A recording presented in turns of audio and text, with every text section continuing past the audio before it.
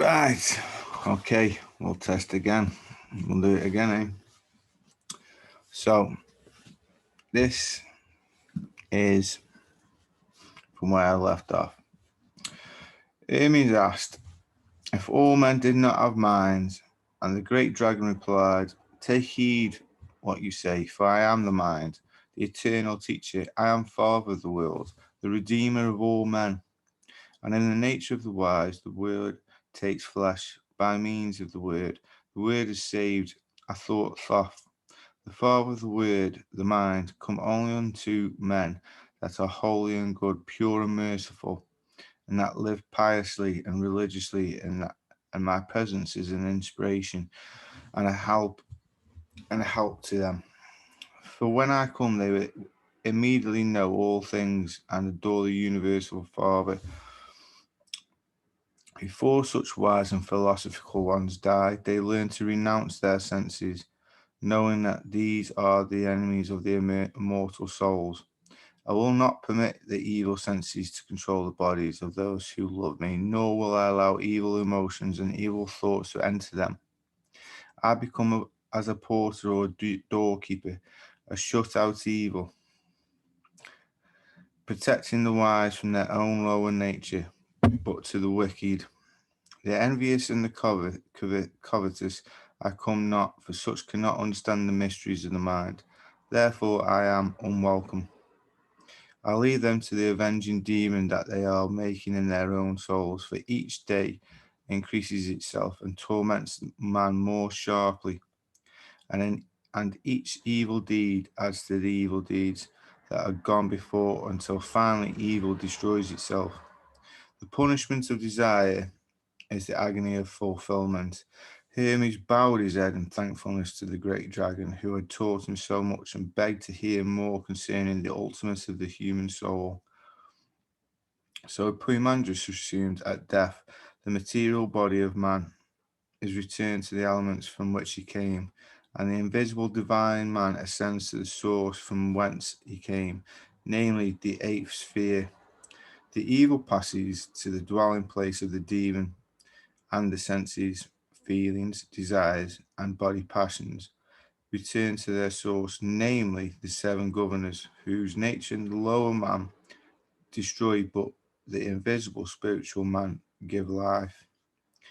After the lower nature has returned to the brutishness, the higher struggles again to regain its spiritual state. It ascends the seven rings upon which sit the seven governors and returns to each of their lower powers in this manner. Upon the first ring sits the moon, and to its return the ability to increase and diminish. Upon the second ring sits Mercury, and to it are returned machinists, machinius, deceit and craftiness. Upon the third ring sits Venus, and to it are returned the lusts and passions. Upon the fourth ring sits the sun, and to this lord are returned ambitious. Upon the fifth ring sits Mars, and to it are returned rashness, profane boldness. Upon the sixth ring sits Jupiter, and to it are returned the senses of accumulation and riches. And upon the seventh ring it sits Saturn, at the gate of chaos, and to it are returned the falsehood and evil plotting. Then, being naked of all the accumulations of the seven rings, the soul becomes to the eighth sphere, namely the ring of fixed stars. Here, freed of all illusion, it dwells in the light and sings praises to the Father in a voice which only a pure spirit may understand.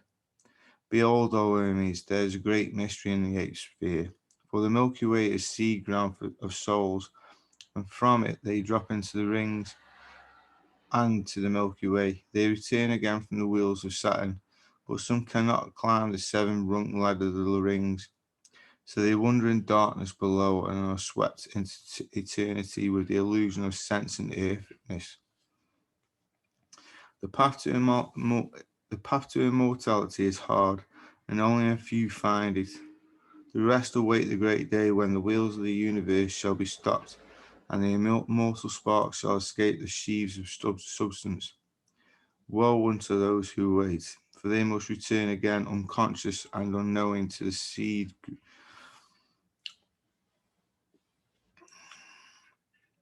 ground of stars and await a new beginning.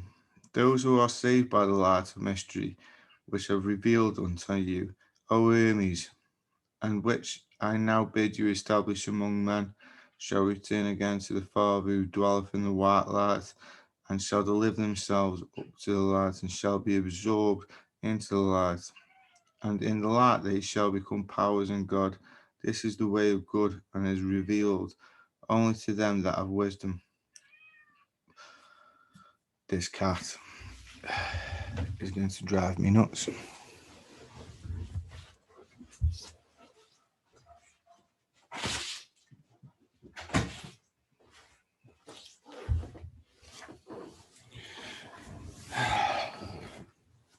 Alan, I'm trying to do a book read. Yes. Okay, Alan. This is what I've got to deal with. Right.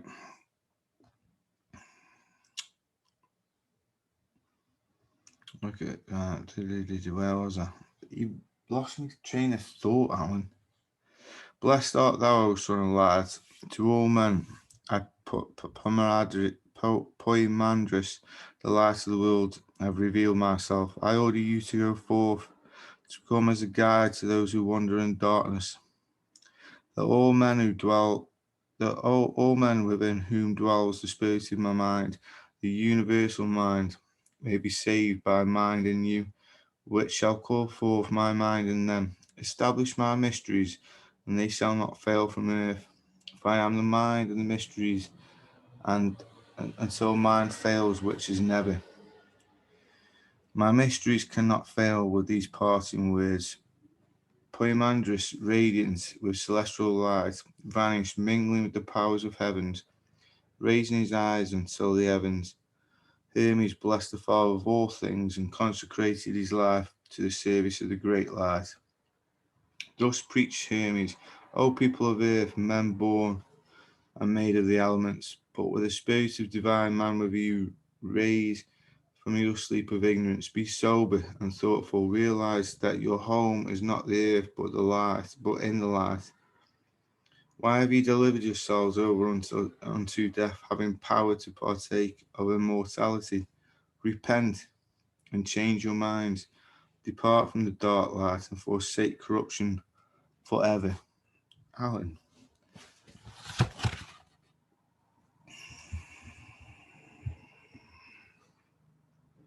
See what I've got to deal with.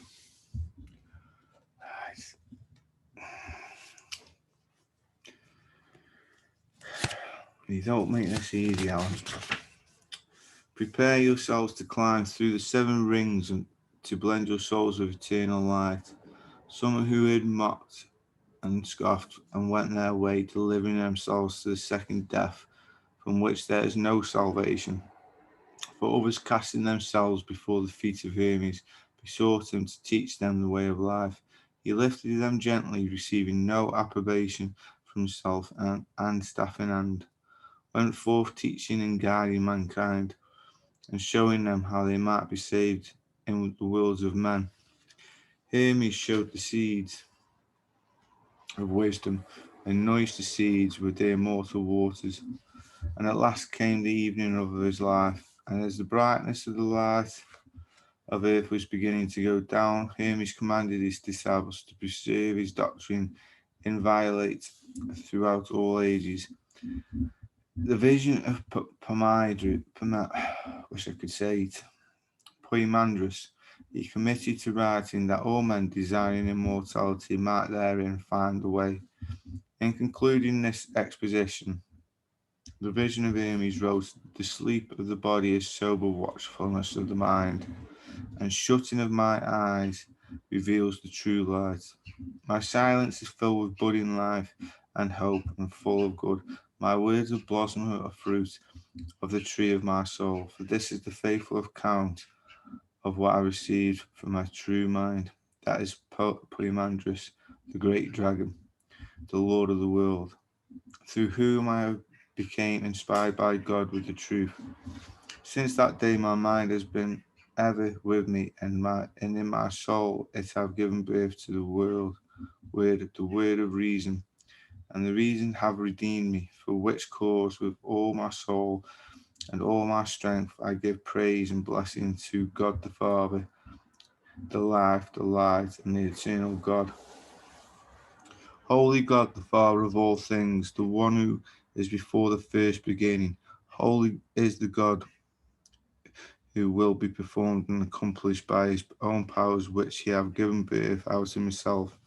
Holy as God is determined that he shall be known, and who is known by his own, whom he reveals himself. Holy art thou, who thy word reason is established all things. Holy art thou of all, whom all nature is the image. Holy art thou, whom the inferior nature has not formed. Holy art thou, who art stronger than all powers. Holy art thou, who art greater than all excellency. Excellency. Holy art thou, who art better than all praise. Accept these reasonable sacrifices from a pure soul and a heart stretched out until thee. O thou, unspeakable, unutterable, to be praised with silence, I beseech thee to look merciful upon me, that I may not err from the knowledge in thee, and that I may enlighten those that are in ignorance, my brothers and thy sons. Therefore I believe thee and bear witness unto thee. Depart in peace and in trustfulness into thy light and life. Blessed art thou, O Father, the man thou hast fashioned would be sanctified with thee, as thou hast given him power to sanctify others, and with thy word and thy truth. The vision of Hermes, like nearly all Hermetic writings, is an allegorical exposition of great philosophical and mystic truths, and its hidden meaning may be comprehended only by those who have been raised into the presence of the true mind.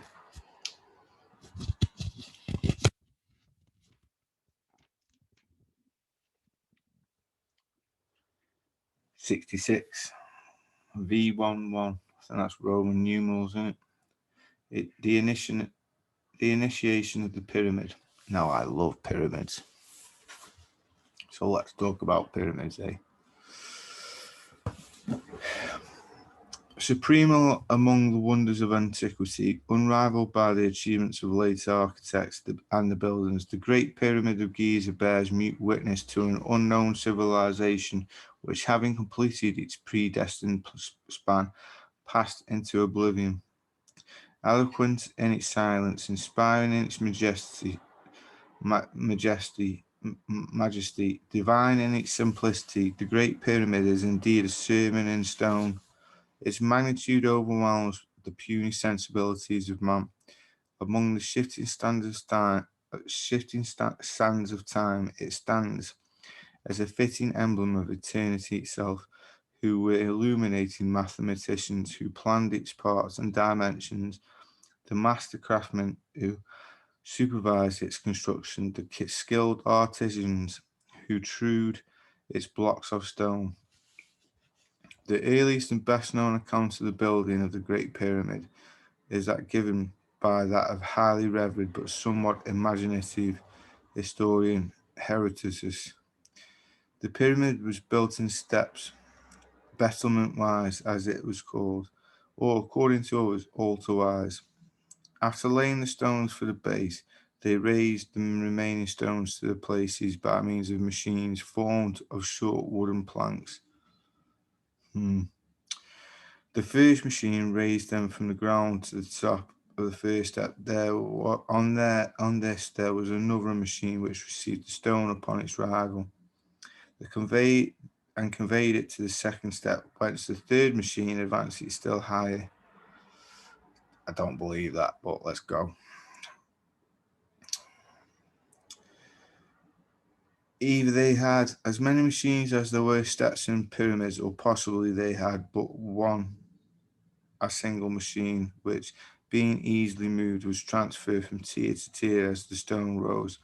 Both accounts are given, and therefore I mention both. The upper portion of the pyramid was finished first, the middle, and finally the part which was the lowest and nearest the ground. There is an inscription in the Egyptian characters on the pyramid which records the quantity of radishes, onions, and garlic consumed by the labourers who constructed it. I perfectly well remember that the interpreter who read the writing to me said the money expended in this way was 1,600 talents of silver. If this then is a true record, what a vast sum must have been spent on the iron tools used in the work, and on the feeding and clothing of the labourers, considering the length of time the work lasted, which has already been stated, 10 years. 10 years to build the pyramid. What? There's some good stuff in this book, but that is nonsense. And the additional time, no small space, I imagine, which must have been occupied by the quarrying of the stones. Yeah, no shit. Their convenience and formation of the underground apartments. While his account is extremely colourful, it is apparent that the father of history, for reasons that we see as doubtless considered sufficient, concocted a fraudulent story conceal the true origin and the purpose of the Great Pyramid. Thank you. This is but one of several instances in his writings which would lead the thoughtful reader to suspect that Herodotus himself was an initiate to the sacred schools and consequently obligated to preserve inviolate the secrets of the ancient orders. The theory advanced by Herodotus and now generally accepted that the pyramid was a tomb of Pharaoh Cheops cannot be substantiated. In fact, Manetho, Eratosthenes, and Diodorus Siculus all differ from Herodotus as well as from one another regarding the name of the building of the supreme edifice, the sculptural vault, which according to Lepidus law, a pyramid of construction, should have been finished at the same time as the monument or sooner, was never completed. There is no proof that the building was erected by Egyptians, for the elaborate carvings with which the burial chambers of Egyptian royalties are almost invariably ornated are entirely lacking, and it embodies none of the elements of the architecture or decorations such as the inscriptions, images, cartouches, paintings, or other distinctive features associated with the dynastic mortuary art. The only hieroglyphics to be found with the pyramid are a few builders' marks sealed up in the chambers of the construction. First opened by Howard Weiss, these apparently were painted up in stones before they were set in position, for in a number of instances the marks were either inverted or disfigured by the operation of fitting the blocks together. While Egyptologists have attempted to identify the crude dabs of paint as cartouches of Cheops, it is almost inconceivable that this ambitious ruler would have permitted his royal name to suffer such indignities, as the most eminent authorities on the subject are still uncertain as the true meaning of these crude markings. Whatever proof they might be that the building was erected during the Fourth Dynasty is certainly offset by the seashells at the base of the pyramid, which Mr. Gabb advances as evidence that it was erected before the deluge. The theory substantiated by much abused Arabian traditions. One Arabian historian declared that the pyramid was built by the Egyptian sages as a refuge against the flood, while others proclaimed it to be the treasure house of a powerful antediluvian king, Shedad ben Adi. A panel of hieroglyphs over the entrance, which casual observer might consider to afford solution of the mystery, unfortunately dates back no further than AD 43, having been cut at the time by Dr. Lapusius, a tribute to King of Prussia. Caliph Al-Ma'mun, an illustrious descendant of the Prophet, inspired by the stories of immense treasures sealed within the depths, journeyed from Baghdad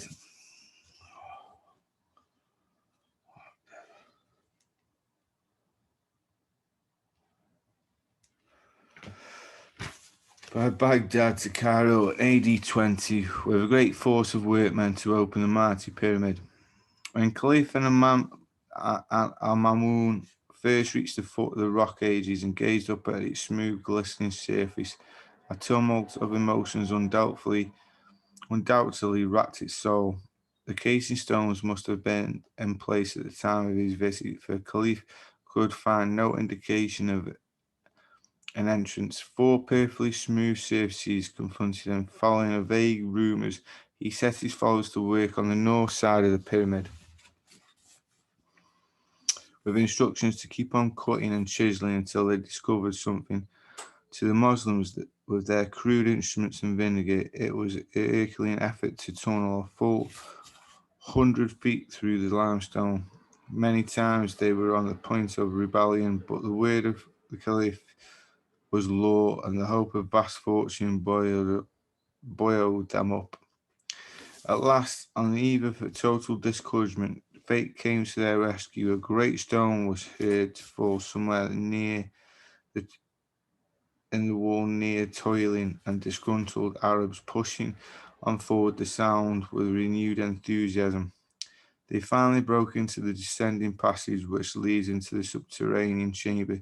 They then chiselled their way around the great stone portcullis, which had fallen to a position barring their progress, and attacked and removed one after the other the granite plugs, which for a while continued to slide down the passage leading from the Queen's chamber above.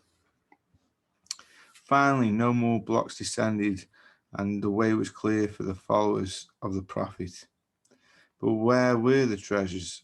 From room to room, the frantic workmen rushed, looking in vain for loot. The discontent of the Moslems reached such height that Caliph Ahmad, who had inherited much of the wisdom of his illustrious father, the Caliph of Rashid, sent to Baghdad for funds, which he caused to be secretly buried near the entrance of the pyramid. He then ordered his men to dig at that spot, and there was great rejoicing when the treasure was discovered. The workmen, being deeply impressed by the wisdom of an antediluvian monarch who had carefully estimated their wages and thoughtfully caused the exact amount to be buried for their benefit. The Caliph then returned to the city to his fathers, and the great pyramid was left to the mercy of the succeeding generations. The 9th century, the sun's rays striking highly polished surfaces of the original casing stones caused each side of the pyramid to appear as a dazzling triangle of light. Since that time, all but 2 of these casing stones have disappeared. Investigations resulted in their discovery, recut and resurfaced in the walls of Mohammedan mosques and palaces in various parts of Cairo, and its environs. So he was lying to them. Pyramid problems.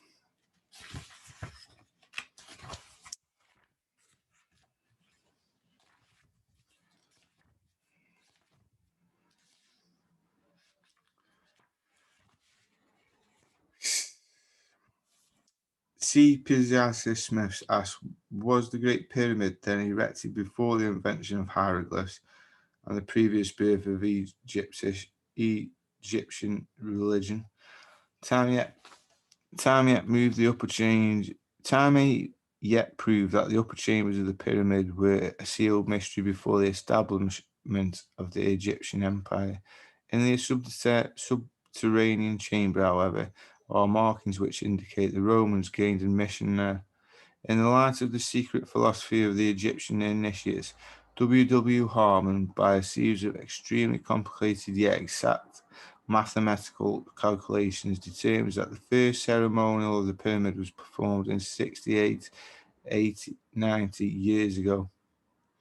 On the occasion when the Star Vega for the first time sent its raid down to the descending passage into the pit, the actual building of the pyramid was accomplished in the period of from 10 to 15 years immediately preceding this date. While such figures doubtless will evoke the ridicule of modern Egyptologists, they are based on an exhaustive study of the principles of sidereal mechanics and incorporated into the structure of the pyramid by its initiated builders. If the casing stones were in position at the beginning of the 9th century, the so-called erosion marks on the outside were not due to water. The theory also that the salt upon the interior stones of the pyramid is evidence that the building was once submerged, is weakened by the scientific fact that this kind of stone is subject to exudations of salt, while the building might be submerged, at least in part, during many thousands of years since its erection. The evidence adduced to prove this point is not conclusive. The Great Pyramid was built of limestone and the granite throughout, the two kinds of rock being combined in a peculiar and significant manner. The stones were trued with utmost precision, and the cement used was such remarkable quality that it is now practically hard as stone itself. The limestone blocks were sawed with bronze saws, the teeth of which were diamonds or other jewels. The chips and the stones were piled against the north side of the plateau on which the structure stands, where they from additional buttress to aid in supporting the weight of the structure. The entire pyramid is an example of perfect orientation and actual squares of the circle. The last accomplished by dropping a vertical line of the apex of the pyramid to its baseline. If this vertical line to be considered as the radius of an imaginary circle, the length of the circumference of such circle will be found equal to the sum of the baselines of the four sides of the pyramid. If the passage leading to the king's chamber and the queen's chamber was sealed up thousands of years before the Christian era, who those later admitted to the pyramid mysteries must have received their initiations by subterranean galleries now unknown. Without such galleries, there could have been no possible means of ingress or egress, since the single surface entrance was completely closed with casing stones, if not blocked by a massive sphinx concealed in some part of that image. The image.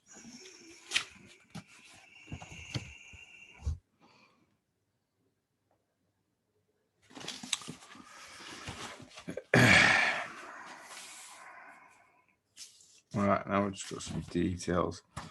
I'll read the rest another time because I'm not a reader. Peace.